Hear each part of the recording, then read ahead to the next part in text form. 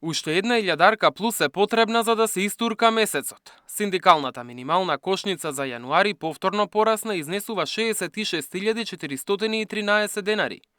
Тоа е за 921 денар повеќе во споредба со декември лани. Уште потешко е за семејствата што живеат под кирија. Со изнајмен стан од 60 квадрати, кошницата се доближува до 82.000 денари. Поскапување има кај облеката и обувките, а пораснали сметките за струја и грејење. Сепак најголем скок од над 500 денари има во делот за храна и пијалоци. Продуктите на мало се зголемуваат, кои 10, кои 20, кои 100 денари, без никакви контроли, без никакви мерки, едноставно граѓаните само си ги плаќаат овие цени, без при тоа да знаат од каде се поскапувањево, дали се оправдани или не.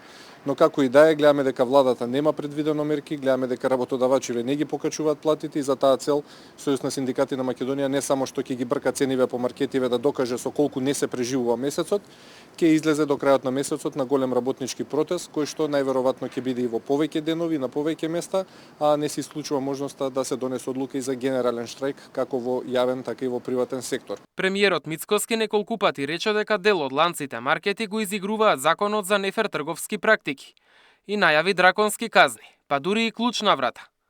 Минатата недела пак, министерот за економија Дурмиши кажа дека немало големо поскапување, па поради тоа и нема да се носат мерки. Многу се паушални и неаргументирани наводите дека животот поевтинил или некои продукти имаат замрзнати цени, како што го изјавува тоа министерот за економија и труд, и така да нашиот апел е навистина да си ги проверат службите, цените и така натаму, а не да кажува дека животот ефтин, кога гледаме дека не само на хартија, туку и во пракса е многу поскап него минатите години. Инаку пресметка за трошоците на 4-члено семејство ќе прави и владата. Нема да биде минимална како синдикалната, туку просечна.